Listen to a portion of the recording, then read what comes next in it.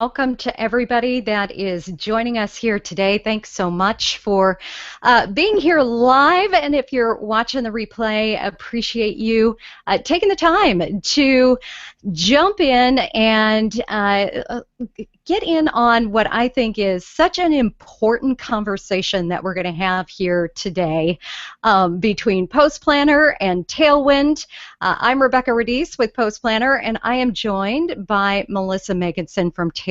Melissa, how are you? I'm doing so well. I'm so happy to be here. Glad you invited me on and excited to talk about social media automation. Well, and we've been chatting about this for a while, and I'm just excited that we're back together again. And like I said, tackling what is a really important conversation, I think for so many different reasons. So many people have some misconceptions around it, and hopefully we're going to overcome some of those today and help people get past those misconceptions or the myths about automation. So if you just stumbled in here and you're wondering if you're in the right place, let me tell you who should be here and who is going to really benefit from today. So first of all, if you struggle to manage an overwhelming amount of social media tasks, maybe you need a process that allows you to make a bigger impact with less effort, or you want a way to increase your productivity, your efficiency, and your profits, this is the exact webinar for you, because everything we're going to talk about here today is all geared towards that person that needs a better way to manage everything, but also wants to really explode their results, that wants to be able to step outside of those teeny tiny tasks that really bog us down and be able to do the important stuff like focusing on your business. So hopefully you stumbled in and you're going to stick with us, because you are going to get so much out of today's webinar, and we're going to move rather quickly because we have a lot to share with you. So I would just really ask you to be present, turn off all those pesky notifications, which of course we're talking about today here, and really focus on the topic, which, as I said, you're going to walk away with so many different ideas you're going to be able to instantly implement into your business. So when we talk about social media automation, your first question might be, why in the world do I need social media automation when I can do all of these things on my own? Well, first of all, Social Media Examiner found that 64% of all marketers are spending 6 hours or more. 6 hours or more per week on social media. And, as we discussed, Melissa, I think we giggled just a little bit at that, because certainly there are people spending way more time than 6 hours per week. Seems like 6 hours per day every once in a while. Yeah, it absolutely does. And so, we're in that perpetual state of overwhelm, of just feeling as if, oh my gosh, how in the world do I keep up with it all? And I thought another really interesting statistic by Marketo was this one. 91% of the most successful users agree that marketing automation is not just important, but very important to the overall success of their marketing strategies. And that's what Melissa and I and Tailwind and Post Planner get really, really, really excited about in sharing with you here today, are the different ways that social media automation can really support everything that you're doing, but promote it in a way that you just can't do currently because of, bandwidth. You don't have the team, you just don't have the time, or maybe you just don't have the tools and the strategies and the processes in place. So we're going to share some of those processes, some of those tools, those ideas that we're using every single day, and absolutely know can change your use of social media automation. Now, before we dive in, I just want to be real clear. So this isn't a big, broad overview of a whole bunch of different social networks. Today we are going to focus on Facebook, Twitter, Pinterest, and Instagram. Now, it's not to say that some of these couldn't be used in other social networks as well, but our big focus as far as how you can implement the examples we're going to share are all going to be based around those big top four. All right, Melissa, All right. let's talk about the elephant in the room. The good automation versus the bad automation and what the difference is, because I think we have to clear the air and get that out of the way, and all of those thoughts of judging and thinking poorly about automation, and that's not what we're talking about at all here. Exactly. And automation is definitely a double-edged sword. So when you use it well, it can be one of the most powerful tools in your marketing toolbox. But if you use it incorrectly, it can alienate your audience, and you can even get banned from those platforms that you want to be on. So before jumping in a little bit deeper into social media automation, thought we'd go over the good and the bad of social media automation here. So use automation effectively. You need to share content that you strongly believe your audience will love. You need to click on those links. You need to make sure they're good. Never ever share content without reading it first. Automation also allows you to leverage that evergreen content that's constantly driving traffic back to your site. But posting the same thing over and over and over again is just good old-fashioned spam, and we don't want that. Imagine that, right? Yeah, it's crazy. Uh-huh. Obviously, one of the best parts about social media automation is you get to save time, take a break, and not think about it for a bit. But there are certain things that you should not automate, such as comments, replies, direct messages, and a few other things that we're going to touch on later. And finally, when using these tools, look for ones that are partnered with those social platforms and allow you to log in using your social account, like Tailwind and like Post Planner. Those tools that require you to share your username and password put your privacy at risk and probably violate the terms of service, potentially could even get you banned from the platform. Yeah, and that's obviously a super scary proposition when you think about how hard you work to Mm-hmm. build up your Facebook page or your Twitter account, and then boom, all of a sudden you're banned because of an application you allowed access to your account. So yeah, it's incredibly important, and I love everything you've really outlined in detail here, because the idea behind everything we're talking about here today is all of these should support that positive growth we're all looking for.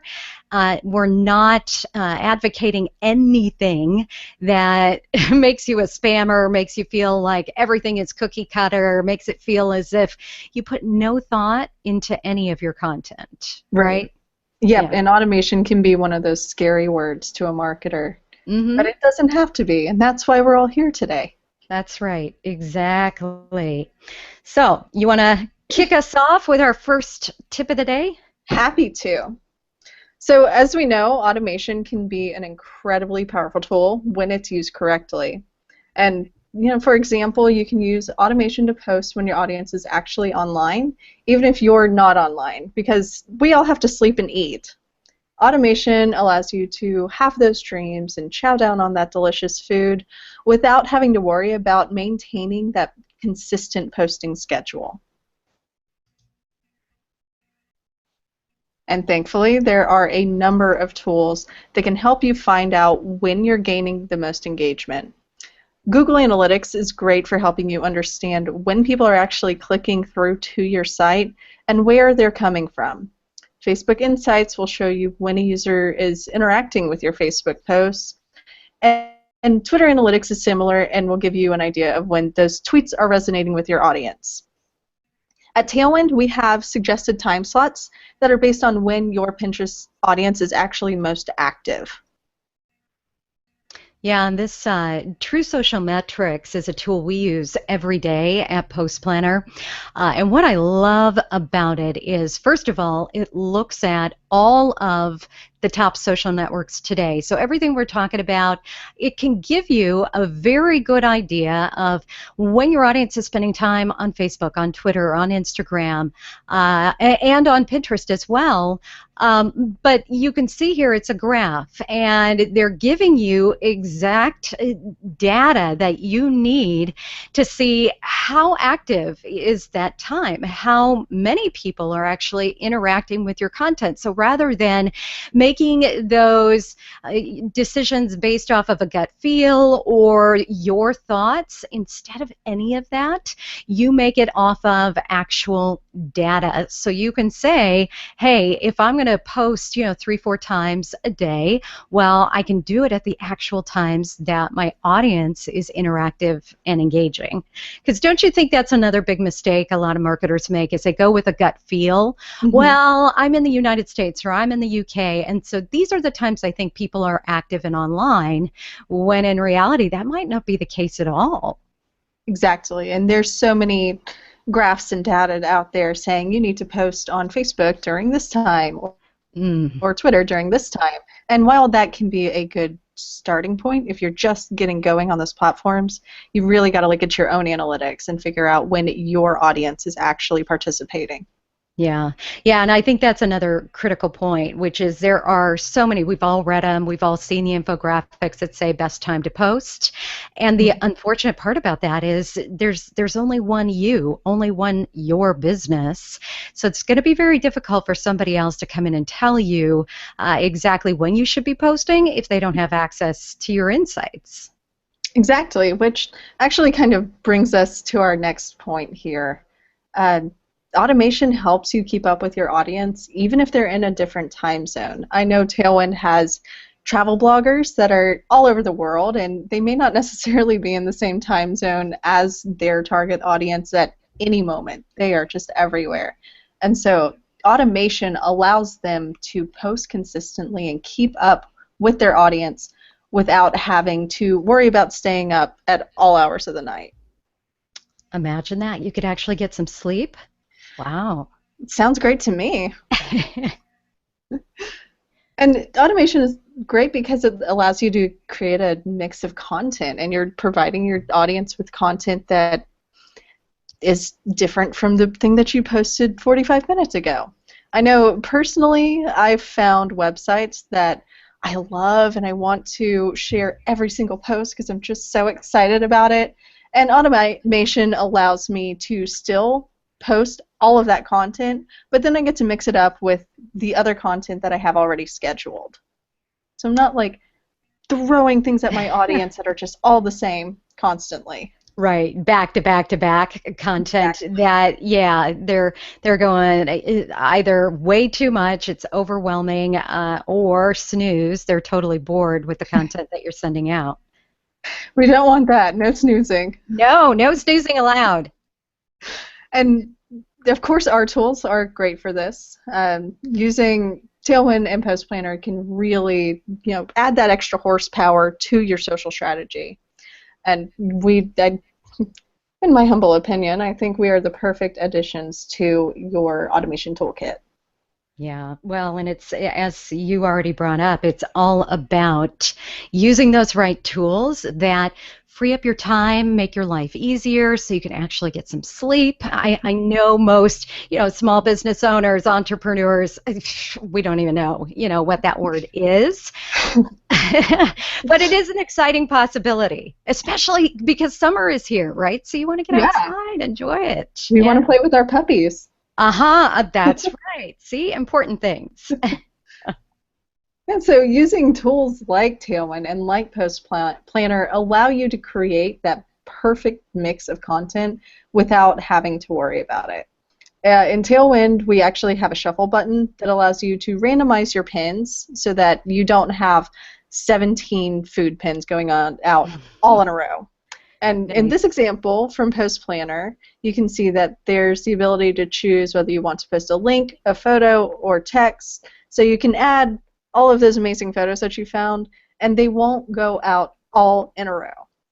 And Rebecca, I'm sure you can speak on that even more. Well, yeah, and I was going to say, like you shared, the importance behind that is, I guess there's a couple. So first of all, instead of that scenario where you've got 15 minutes to go curate some content and just boom, boom, boom, boom, boom, you drop it all into your tool of choice. Well, now you've got to come back in and manually drag and drop and move everything so that you don't have that scenario like you were talking about, back to back to back to back, all the same content.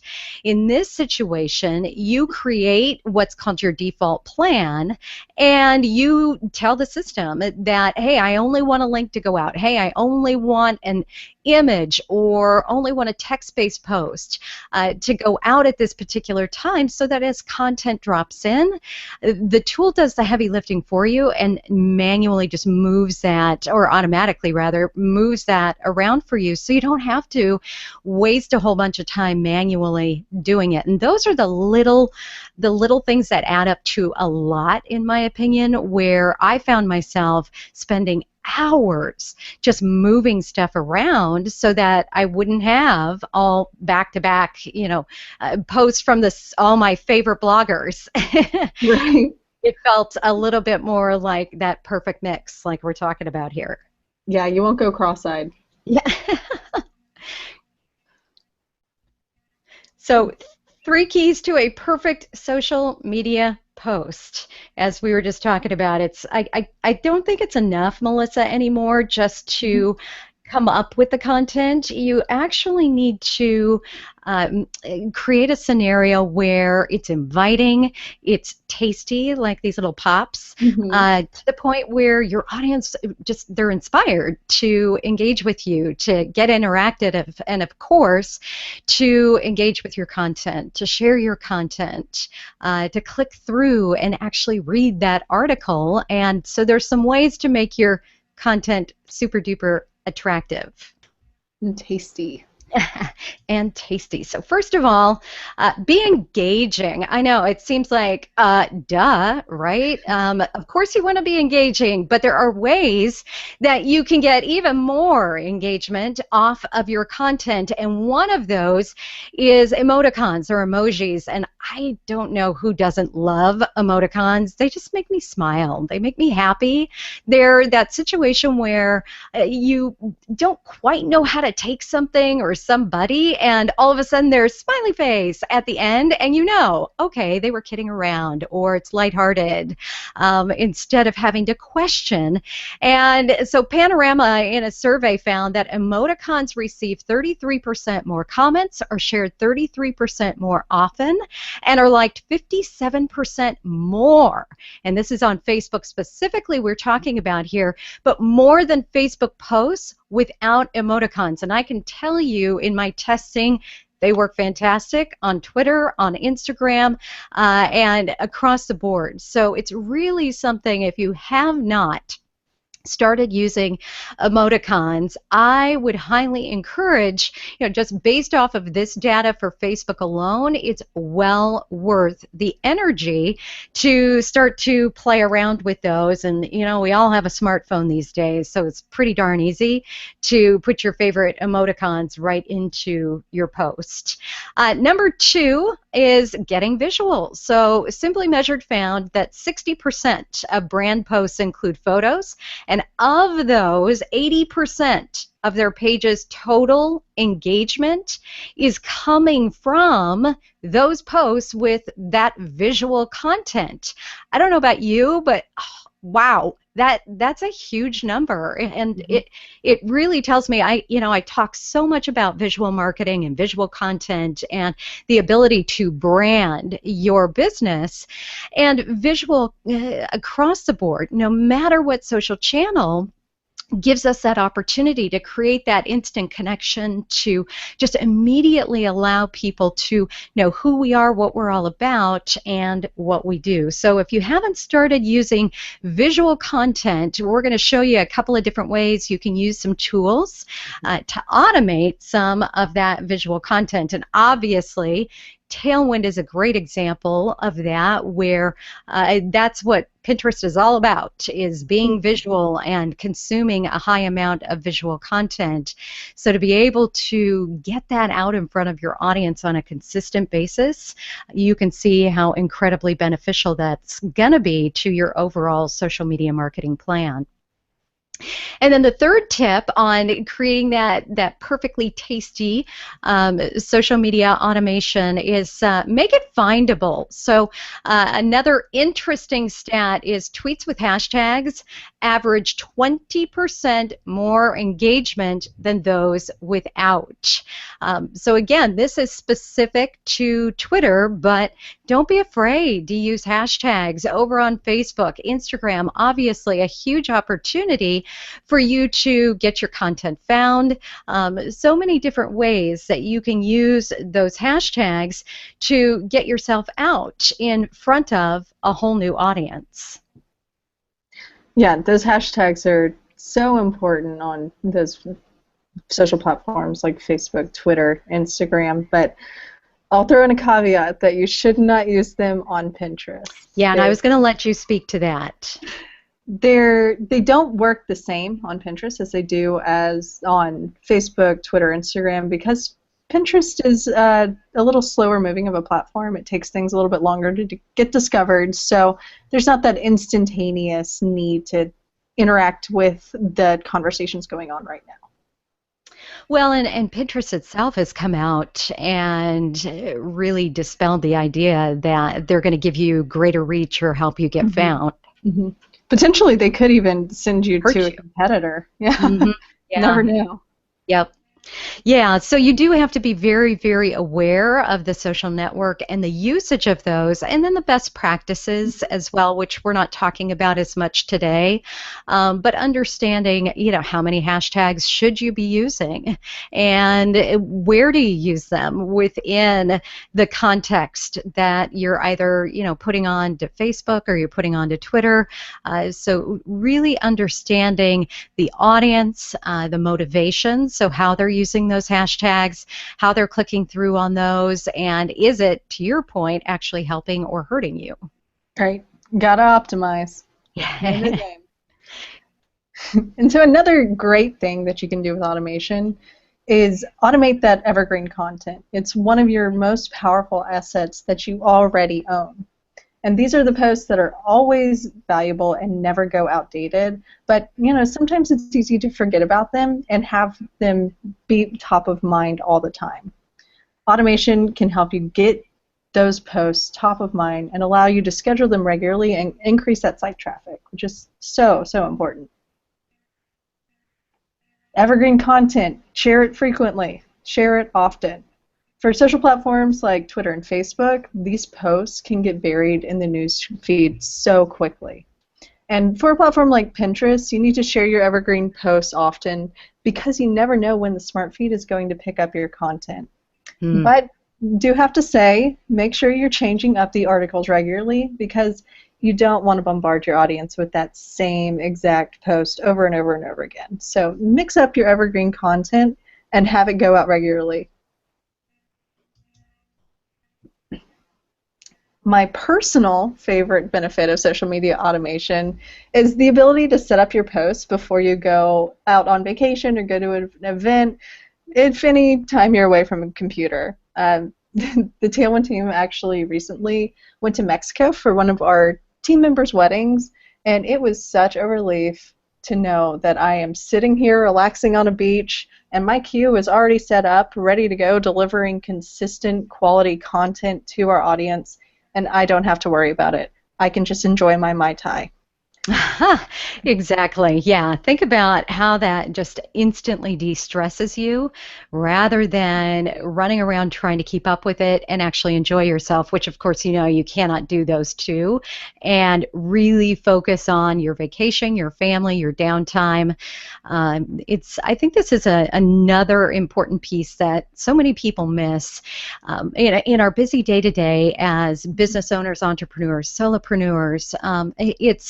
we're in our business so often and at, such a high level that stepping away can be difficult, but so incredibly necessary. And I think this is a huge gift to give yourself as far as utilizing automation in this way. Yeah, and it gives you something to lean on if you get sick or you have an emergency that comes up, so you can take that time to actually take care of yourself or to take care of your loved ones and not have to worry about it. Yeah, for sure. So important. All right, so now we're going to get into some actual ways that you can use one of my favorite tools, which is If This Then That. And you may have heard of this, you may have dabbled in it a little bit. I have used it for years. And there are a ton of what are called recipes. So basically you're setting up automation between various social media networks or various channels altogether, that when an action happens, you're telling it, when this happens, then this should actually happen. So I'm going to run through some of my favorite recipes. Melissa, are you cool with that? Oh, I'm going to be taking notes like a crazy person. I'm so excited about this. All right, so here's one of my favorites. I am an Instagram junkie. Love Instagram. And I love the idea that all that I'm sharing on Instagram, if it's relevant to maybe my Twitter audience or maybe Facebook, that I could post it over there as well. Now, like I said, we're not getting into best practices, but I'll just touch on that briefly. No, I am not telling you to share the same stuff everywhere in any of this, because that's not what this stuff is about. It's about not having to duplicate your efforts and really stretching your time so that if you create one post and it does really well on, say, Instagram, you could share it with your Twitter audience. And I do that, quite frequently, probably once a day, where I'm filtering back through my Instagram posts. Mainly they're quotes that I've shared that are going to do well either on Facebook or on Twitter, but it's a great way for you to test out what type of content each audience is interested in consuming too. So take a look at, and we do this quite often at Post Planner, is there a quote that did really well on Facebook, and do you want to test it over on Instagram? It's interesting because you probably find what we have, your audience is very different from one social channel to the next. And so testing and monitoring those results and then determining whether or not it continues to make sense to do that will be an important decision that you'll want to make. So everybody on this webinar is going to get the replay. You're going to get a copy of everything you're seeing here today, so all of the slides. So I'm not going to spend a ton of time walking you through each individual step, but I have given you most of those, so it's going to be really simple after we're done here today for you to go back and set any of these up. I've got, for example here, share your Instagram photos on other networks, so just step 1, step 2, step 3, when you go into If This Then That. And the beautiful part that I'm going to show you on one of these is that you can also tap into other people's great recipes. So if they've already created a recipe like you want, no reason for you to reinvent the wheel. You could just go find it on If This Then That, and you can clone it. So it makes it really easy. So here's another one. So an Instagram to Twitter recipe, and I don't know if you've noticed this, but when you share directly from Instagram over to Twitter, it's a link. It's not the native Twitter photo that would show up in your stream. And so this would allow you to actually share your Instagram image as a native Twitter photo, and it just, more captivating, gonna catch your eye, a lot better way for you to share that particular image out and get a whole lot more interaction on it as well. Another one of my favorites is curating content into spreadsheets. So you could use an If This Then That recipe to save your favorite links to a specific Google spreadsheet that you've created for future use. So let's say you want to save every mention of your business, of your brand, on Twitter into a Google spreadsheet. Well, you could set that up between Google Docs and your Twitter account so that every time you're mentioned, it's automatically dropped down into that spreadsheet. And of course, from there, you could do a ton with that. You can start to filter through, see who's mentioning you the most, what kind of content they're mentioning you about. You can go out and interact and engage in real time, which we're going to talk so much about. So lots of different ways you can use that one, but I just love, love, love that idea. Next one is receive notifications about tweets that mention your business. So another one with Twitter, let's say you have a specific promotion or a product out there that you want to listen for, that anytime anybody mentions your product, maybe your latest ebook, you want to see what kind of traction or conversation is going on around that, you could set up that specific recipe to get notifications about those particular tweets. So that's a pretty cool one too, if you've got a lot going on within your business that you need to be listening for, and of course, who has all the time in the world to just sit there on Twitter. Another one for Twitter is adding people to Twitter lists. This is a cool one too. If you use Twitter lists, and if you don't, you should. They are just a great way to manage people based off of interests, based off of your industry, your community, and to be able to automatically add people directly to a Twitter list. So let's say there are people that are, mentioning your company, like we've talked about, and you want to add them into a top mentioners list. You could easily do that with this particular recipe. Sharing new blog posts on social networks, and we're going to give you a couple of different ideas on this one, but this one is just specifically for if this then that. If you're a blogger, you know how incredibly important it is to get that blog post out onto social media and do it quickly. And with this one, it's actually for Facebook, but you can create them for just about any social network with if this and that. And as soon as you post to your WordPress blog, it'll automatically post for you to that social network. Direct people to your main Twitter account. So let's say you had, maybe 2 different Twitter accounts, and now you've moved over and you're just using one main Twitter account, and you want everybody to interact with you. You can set Twitter as the trigger channel so that the person that is interacting with you gets a new tweet, so that they actually know, and you can see, show those tweets about those mentions and make sure that they're interacting with you on the correct Twitter account. Then you can build a Twitter list from a specific hashtag. This one's pretty cool too. So let's say you're a part of a Twitter chat and you want to be able to build a list of all of the people you're interacting with every single week on that Twitter chat. You can build out a list specifically of all of those people, and then you can start sharing their content. You can start, really engaging with them on purpose instead of just stumbling upon them once a week.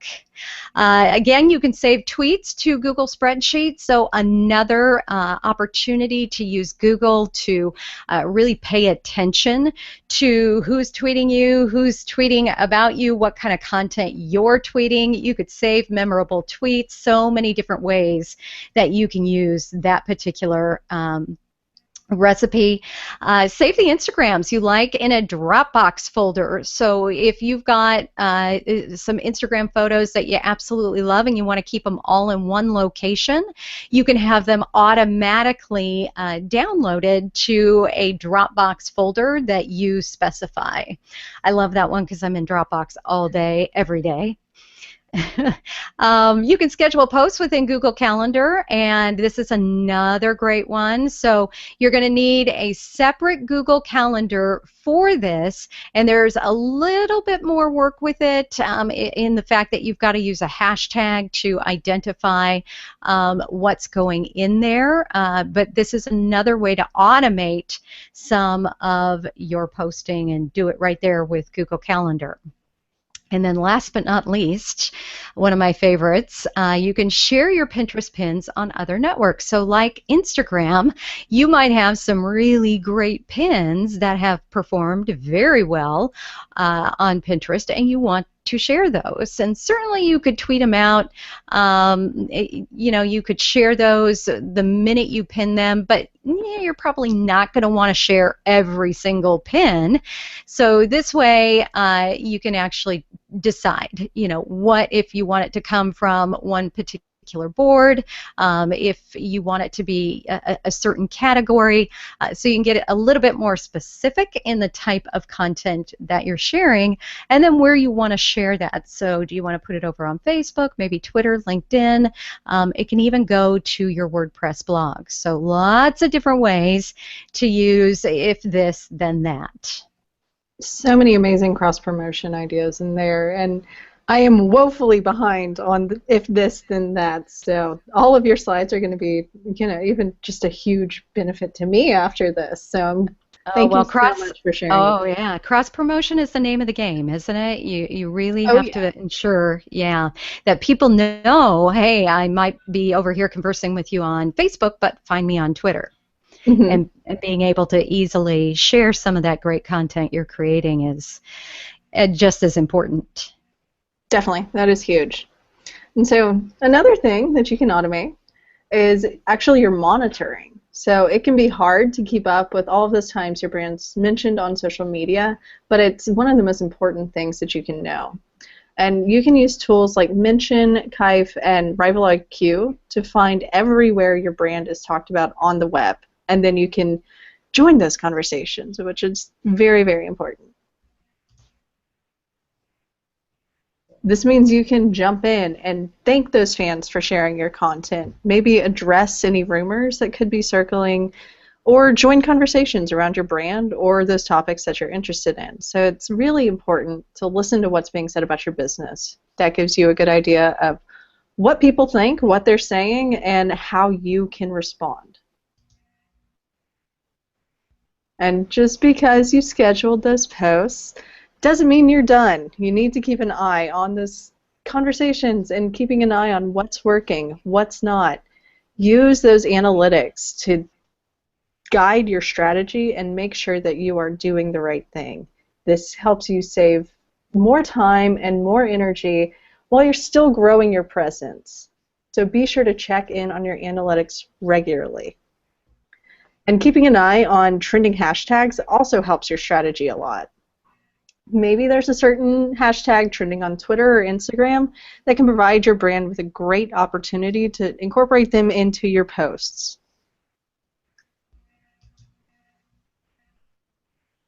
And monitor those trending hashtags. Use them as an opportunity to jump into the conversation and interact with people in that moment. So, if today Rebecca and I said something that really resonated with you, maybe you could use hashtag Tuesday Motivation and leverage that trending hashtag to join the conversation using your own experience. And maybe there's a hashtag closely aligned with your brand. That means you can leverage it to find out what your audience is interested in and what they're currently talking about. You need to join those conversations related to your niche and gain that extra real-time exposure.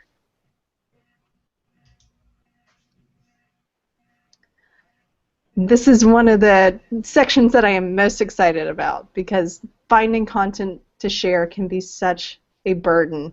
And with the right tools like Post Planner and Tailwind, even that can be automated. One of my personal favorite features on PostPlan is the Find Content section. And Rebecca, if you want to jump in and say a little bit about this, I know you know a good bit more than I might know.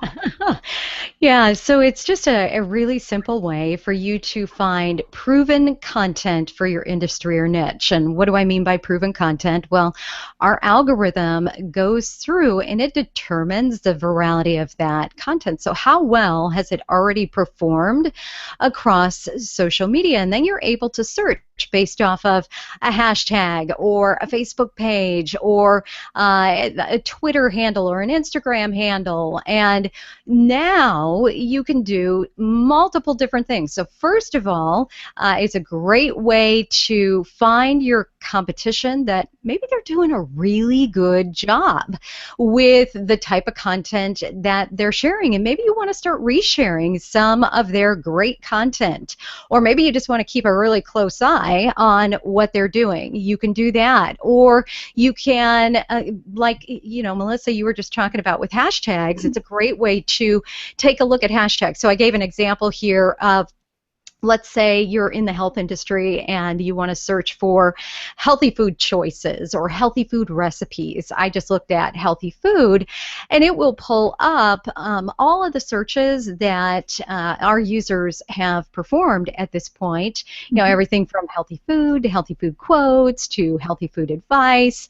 And I could just click on any of those. I chose healthy food, and what it brings up is that screenshot below of all of the posts that are being shared within that particular search. And you see those stars right down there at the bottom. Those are all 5 stars. And that means that those have done really, really well on social media. So they more than likely got a lot of engagement, a lot of likes, a lot of comments, a lot of shares. And we've taken that and translated that into that star rating system, so you don't have to even think about, hey, how well is this going to perform? You know that if you have a similar audience, that, hey, if it performed well on their page and I reshare it from them, more than likely it's probably going to do pretty well for me. So it just gives you a very easy way to identify great content within your niche, but also great people that are sharing great content, so you can start building relationships with those people so you can start getting out there and engaging. I use it a lot to find people I've never heard of, find people that are doing really great stuff out there that I know my audience would love. I just haven't stumbled upon them yet. So there's a lot of different ways you can use that research. You could use it for research within a blog post. If you're a blogger, I could go on, but from a simplicity standpoint, it's just about finding that proven content. Yeah, and not only do fans love proven content, but the social platforms love proven content. So if you have a brand page that's sharing content that continually does well, then you're going to get more love from the platform, which is super important. That's such a great point, and it's across the board. We see it so much in Facebook these days, where you're rewarded for having, that great content, for it being relevant to your page, for people getting interactive with you, and then it creates that consistency that we know we all need to get found. Yep, and for Tailwind with Pinterest, one of the things that we tell our users is that you need to not only share your own content, especially if you're just starting out, you need to share other people's content too, and especially really good proven content, so that Pinterest will see, oh, these people actually know what they're talking about, and get your content surfaced higher and more often in those search and category feeds. Yeah, it's just another great point. And Tailwind has a way to automate your content search process as well. We have a couple of tools that are really, really great for discovering powerful Pinterest content that you can share directly in Tailwind. So the first one is Content Discovery, which allows you to either create your own personal feed using RSS lists that you know and trust. You can search by keyword, and we will look for visual pins that are optimized for Pinterest, or you can discover new content based on the boards you've already created. And that one is actually my favorite one to use, because if I need to build up my SEO board, I can go and select SEO, that board that I need to build up. And our tool will look at all of the URLs that you've used, all the keywords that you've used, and find content for you based on what's already worked and what's already been shared on the board. So you can just schedule directly from there. I love both of these features. They're so cool. They're so much fun, and they're actually in beta, so you guys are sort of getting a little bit of a sneak peek, especially for the second one called Tribes. And in our Tailwind Facebook group, I shared that, we've been talking about Tribes for a little bit. If you're a Tailwind insider, quote unquote, then you've heard a little bit about it, but it hasn't been open yet. And I have invites today to give out. And so what Tribes is how our CEO describes it, which I absolutely love, is it makes social media a team sport. You can build your tribe with your friends, share each other's content directly from the dashboard, and see how that content is being amplified across Pinterest. And so if you want to join Tribes, or if you want to get content discovery, all you need to do is just email me and I can set you up with that. Awesome. That is so cool. I love it. Just for you guys. All right, so some more tools to publish your blog to social media. I know we talked about a recipe with If This Then That. These are some of my personal favorites because they give you a lot more control, and if you're a publisher, a writer, an author, you're probably a control freak. I say that in all kindness because I know I am as well, where you just want total control over your content. And one that definitely hits the top of my list is NextScripts. It's called Snap, Social Network Auto Poster, where it's going to take you a good hour to get this set up, but once you do, it's going to do so much of that posting on your behalf, but it's going to do it in a way that allows you to add context to that, to post it exactly how you want it to come from you, so it feels like you, feels like your voice. The If This Then That we talked about. OnlyWire is another great tool. If you haven't used it, I definitely look into. And then Social Media Auto Publish, which is very similar to Snap, just at a lower price point. I believe Snap still has a freebie.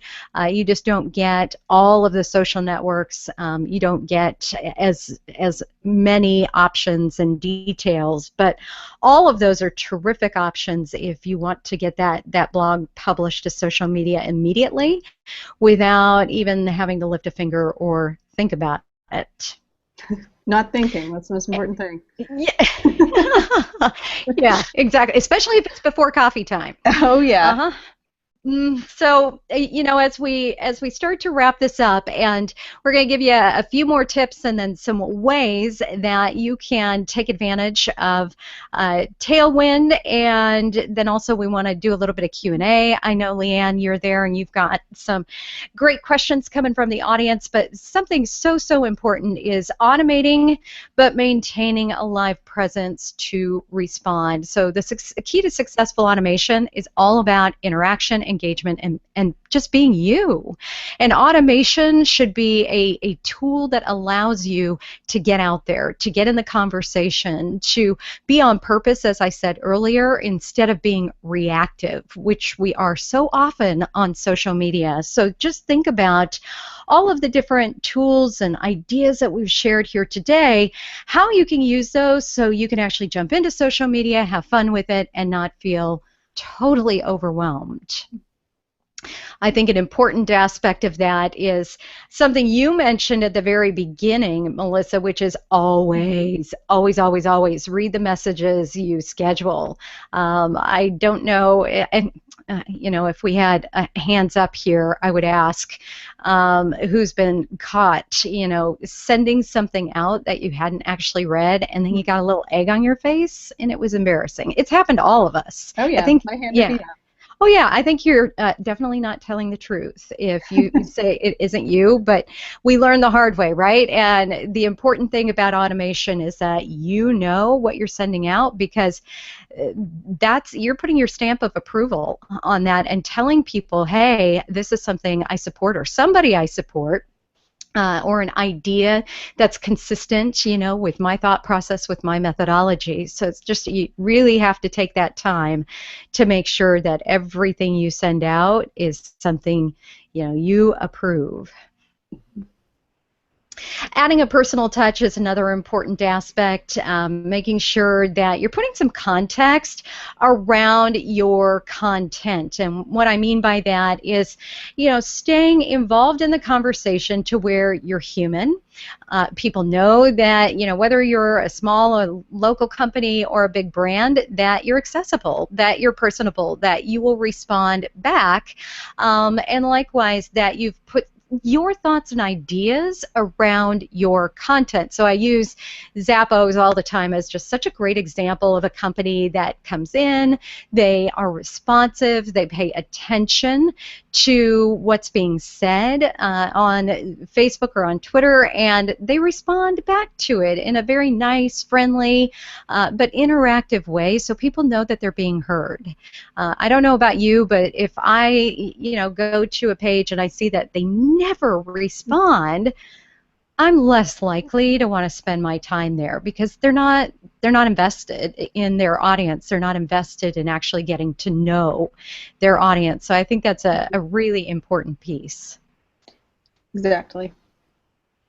Setting up notifications, you can monitor and manage company and employee mentions. So if you want to know what's being said about you, about your company, about your employees, and then be able to respond in real time, there's a ton of different applications that you can use for this, but one of the simplest ones out there is Google's Me on the Web tool, where you can just set up alerts based off of keywords around terms and phrases. So you can stay up to date with those important alerts, and then you can get notified however often you want to, once a day or once a week. Obviously, if they're critical that you want to be able to respond quickly, you want to get those as they happen. So Google, so many great, just suite of tools, so many great ways to use those. Oh yeah, I've been Googling, quote unquote, Googling myself and my company for a long time. It's so important. Every time I say that, have you Googled yourself? It just sounds so odd. But yeah, no, you're right. You have to. You have to keep up to date. And then obviously, with everything we've talked about, it's great to use automation in moderation and to use it to provide a way for you to get more interactive, to grow your audience, but you just cannot automate everything. While you could try, and people do it, they automate posts, comments, replies, direct messages, you name it, you just can't. You can't do it. No, please don't. Yeah. Please do not. And most of all, never automate direct messages or tweets. It's just bad form. I can't stand seeing those, and I'm willing to bet everybody else here feels the same exact way. Mm-hmm. And I think we're all on spam overload based on what we've got going on these days. And then don't schedule too far in advance. This is an important aspect of automation too. I've seen so many people that schedule too far in advance and they forget what they've scheduled, or they've got something that's time sensitive and they weren't aware of it. So you got to really pay attention to the dates and the times of your particular content, and then staying away from current events.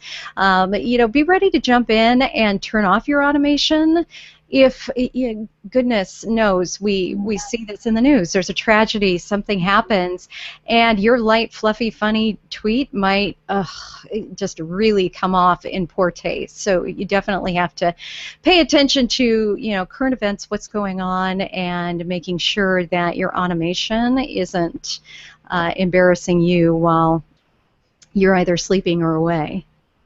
Definitely be ready to jump in. Mm-hmm. Yeah, and I know you mentioned this, Melissa, but don't automate the same content to each social network. Sure, it's great that, as we discussed, if you've got the post that did well on Instagram and you want to tweet it out, go for it. Absolutely, but don't be cookie cutter across every single one of your social networks. Again, this is best practices. You want to create a unique experience for every social platform, every social network. It's part And of why then, we love them. yes, yes, I'm going to let you talk about just the optimization and how we can make sure that, each post is Mhm. specific to the guidelines for that particular social network. Yeah, I mean, every single network is different, and that's why we love them. That's why our audience loves them, even down to the perfect image size. You can't have a Pinterest image that does well on Facebook because they're just different. You can't use hashtags on Pinterest, but they do so well on Twitter and Instagram. So be sure you are optimizing each post for each platform. It takes a little bit of extra work, but it is so worth it in the end. Yeah, and there's so many great tools out there. Canva, Mhm. there's Relay, Adobe Post, so many different ways that you can easily do this. Yep, you don't have to be a graphic designer to make great images. That's right. Please never automate troubleshooting. How do you feel when you call into your internet provider with a problem and you're stuck going through that automated process? It's not fun. Trying Mm. to automate troubleshooting over social media will make the experience even worse for your already angry fan. Yeah, for sure. And they want to feel like they're talking to a person that has empathy, not a robot. They want to know that you're listening and that you can respond quickly. And so a few tips that I had for this was you can use twit longer if an explanation takes more than 140 characters. You can offer to jump on a screen share using either appear.in or join.me and walk through the issue directly with the person. Or maybe there's something that's more broad and more widespread. Jump on a Facebook Live, jump on a Blab, and have that conversation with your audience live. Then you can share the video after the response is already there.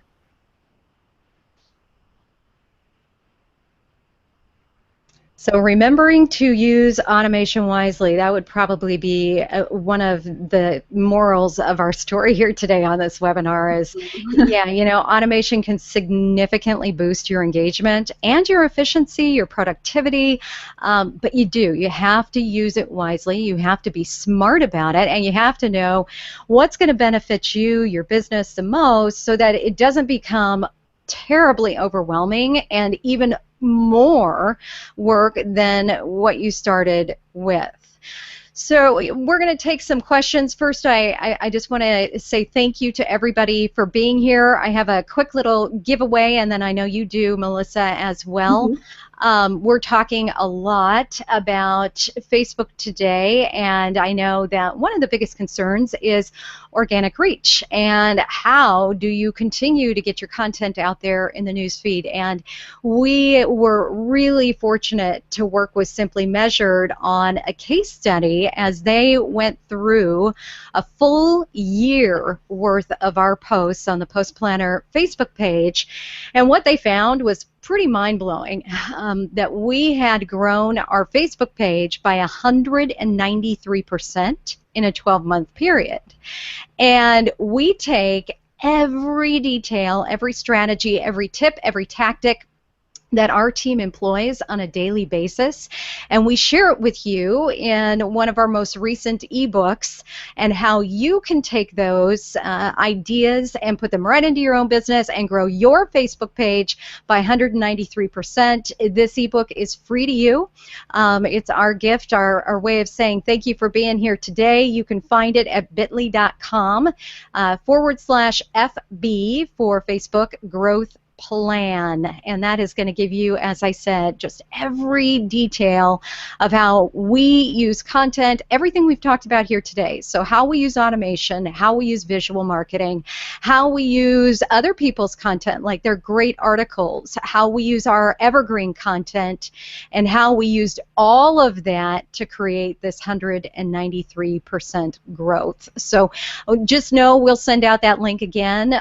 We'll be sending you the replay along with the slides and the replay of this webinar, and we'll give you that link again, but make sure and grab your copy, and then don't forget to take advantage of this awesome, well, you've had several awesome opportunities as far as the tribes and the feature, and now a free month. So I'll let you tell. Yeah, so please, everyone, take advantage of the free month of Tailwind. We have the ability to help you schedule pins, discover content, analyze your results, and there's just so much more. So go to bit.ly/free month of Tailwind. Hopefully that's pretty easy to remember, and claim your 30 days free. And again, if you're interested in trying out our beta tests for tribes or content discovery, just shoot me an email and I'll get you all set up. Awesome. Awesome. Yeah, definitely make sure you take advantage of that. That free month of Tailwind, you will be blown away by just the functionality, how user-friendly it is, and how easy it's going to be for you to get content to Pinterest consistently, and then how you can start engaging with other people with tribes. Super cool. I just love it. So Melissa, Yay. thank you so much for being here today, for taking us through all of your ideas in how we can use automation to improve our own marketing strategies. And we just barely scratched the surface on different ways. I know when we first started going back and forth, we probably had a list of 100 and had to kind of whittle it down, and these were our absolute favorites, so thanks to everybody for being here. I know we have some questions. I'm going to let Leanne, who's our moderator, hop in real quick and give us some of those questions so we can get them answered. Hello. Hello. We have several good questions here. I'm going to start off with, we have a few around hashtags. The first one would be, how do you suggest using hashtags on Pinterest? And also, how do you determine how many to use? Well, we talked a little bit about that, Melissa. No. Yeah, I'll let you take that. Yeah, don't use generic hashtags. If you feel the need to use hashtags, only use branded ones. So Nike is a really good example of a branded hashtag that they use on Pinterest, that they use within their images. That's okay, because then you can see the branded hashtags, but don't use, like if I'm pinning for Tailwind, I'm not going to use hashtag social media, hashtag SMMM, but to only use hashtags on Pinterest if they are branded specifically for your company. Otherwise, avoid like the plague. Maybe explain a little bit about that. Why would you want to avoid? It's bad practice on Pinterest. Pinterest has actually come out and said, do not use them. You can't even promote a pin that has a non-branded hashtag in it. They do not work the same way on Twitter or Facebook or Instagram. They don't aggregate everything together, so you can't see. Like for contests, you've heard of people using hashtags on Pinterest for that. You won't be able to see all of the content that way. Yeah, And so they work very different. Pinterest is a different beast. It's very different. It's a different beast altogether. It's not based on time.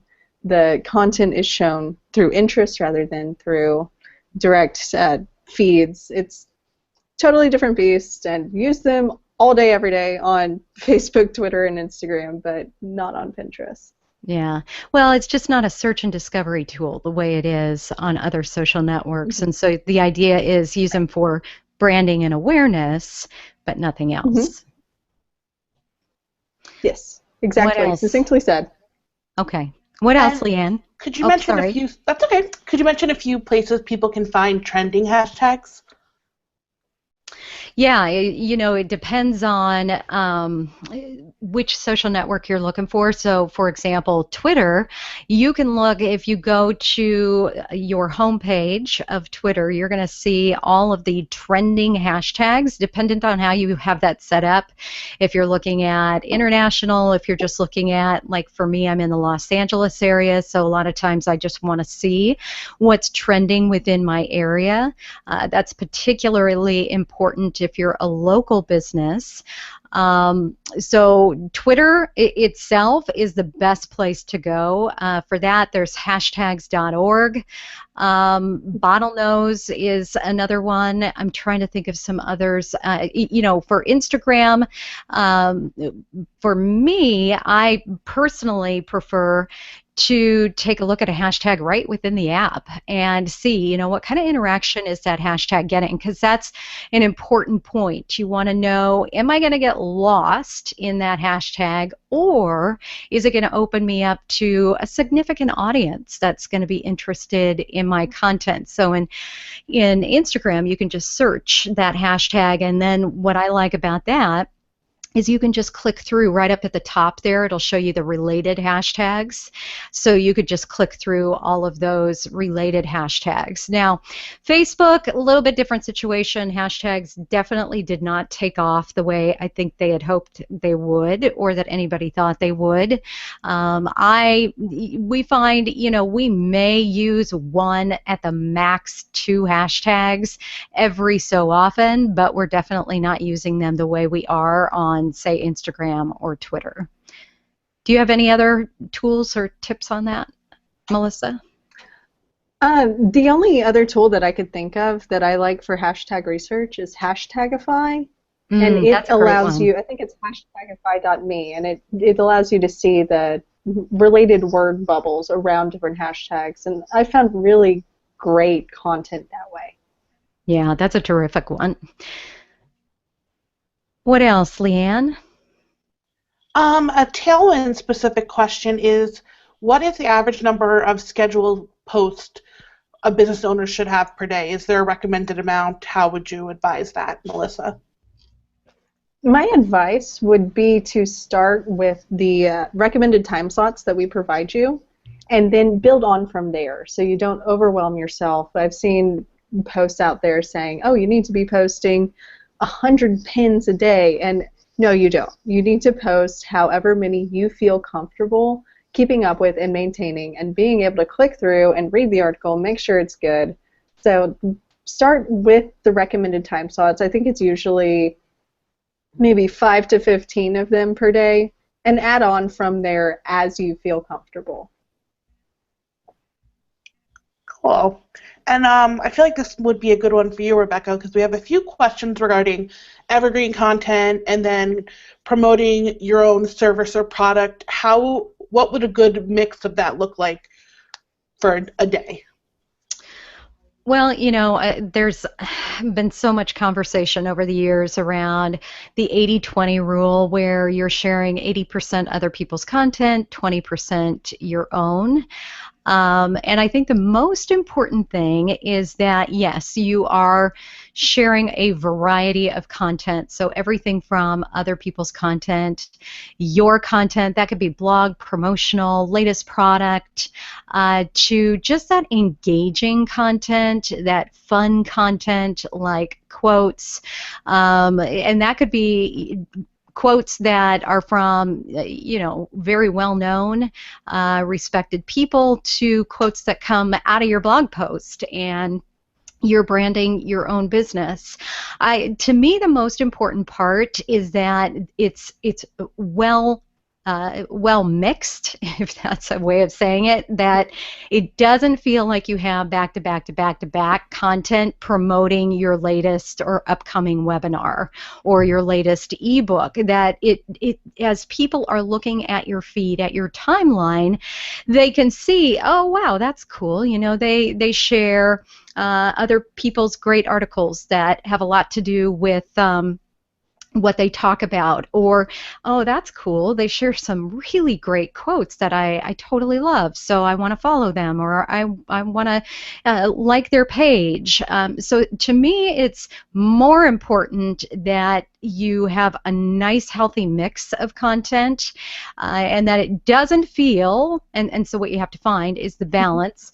For me, it's somewhere around like 72% other people's content, and it's going to depend too on how much you have going on within your business, and how much you need to share, and how much you're tweeting on a daily basis, or how much you're posting to Facebook. So you have to find your own balance, but for the most part, yes, I think that golden rule of social media is still ensure that the majority, a high level of content, is either other people's content or that engaging, interactive content that's going to get people talking, get people sharing, get people interactive with you. And then when you share, and we talk a lot about this in our trainings, then when you share that next promotional piece, people aren't like, ugh, geez, they just share promotional stuff nonstop, and pretty soon they turn you off. You know, they've muted you, they've hid you. Instead, it's a welcome change. And so two things happen. You've got this engaging content that kind of acts as that ramp up, or that snowball that gains some traction into your promotional post. So for Facebook, for example, the more people you've got interacting with your engaging content, the more likely you are to show up in their news feed. So you can even, this is what we practice every single day at Post Planner, you can take a look at our content, and you can see the idea behind this in action of evergreen content and then engaging content, other people's content. So it's that mix of content, but doing it in a way that is going to keep people interactive, and actually seeing your content instead of having to search you out. Awesome. I have one last question that it's kind of more of a statement I thought could be elaborated on. They said a lot of importance was put on quick engagement. If you don't have a designated social media expert, how do you manage that? And I thought maybe it might be a good point to address that. I don't think you guys said quick engagement. It's about engaging and saving time, so if you want to take that.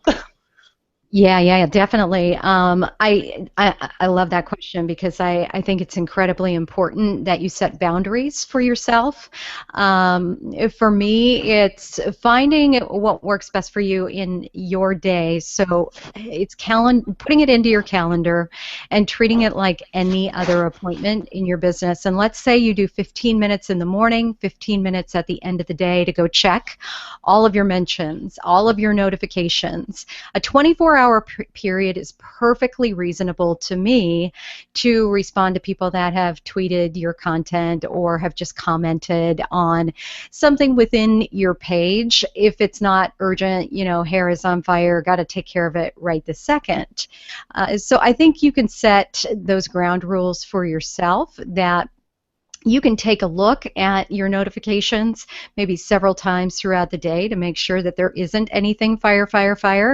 And it's always a stop, drop, and do in those situations. If you're customer focused, you need to take care of your customer right at that moment. But if it's just, that typical thanks so much, hey, how's it going, or response to one of your posts, you can easily give yourself, as I said, 15 minutes beginning and the end of the day to get that accomplished without needing a social media manager, or without feeling like you're a slave to your notifications. That's another important thing. And I didn't talk a lot about, and I probably should have talked about, notifications on your smartphone. So for me, I would rather deal with those in in my time.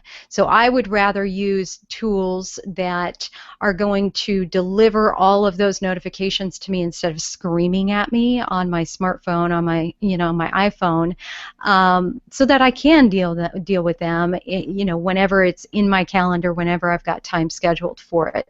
So you just need to find your way of managing and monitoring and staying on top of what's being said without that pressure that we put on ourselves of, oh my gosh, I have to respond right now. I've got to. We've got all these things that we've got to get done, instead of knowing at 9 a.m. every single morning I'm going to pop into Facebook and Instagram and Twitter, and I'm going to thank people, and I'm just going to look at all my mentions. And giving yourself some space and room to be able to do that in a productive way. Anything and I'd else like on to that, add Melissa? that, yeah, even if there is something that your hair's on fire and your users are freaking out, even if you can't get to it immediately, just letting them know that I see you, I understand, and I'm going to get back to you is so important, and is going to build that trust with your audience so much more than one of the automated tweets or something that we talked about before. And letting them know that we're there for you, we will get back to you, we understand. So important. Yeah, absolutely. All right. So does that wrap us up, Leanne? Yeah, we're good. Awesome. Well, thanks Awesome. again to everybody that stuck around. I always want to make sure that we can get your cues answered. And Melissa, thanks again for taking the time and being here. It's always a blast hanging out with you, so I really appreciate it. Absolutely. Yeah, this was so much fun. I learned a lot just listening to you talk about automation too. So I And know vice versa. everyone else is walking away with tons. All right. Well, we will see you back here on our next webinar. And until then, get outside and enjoy the summertime after you get some of those automation pieces in place. Take care, and we'll see everybody soon.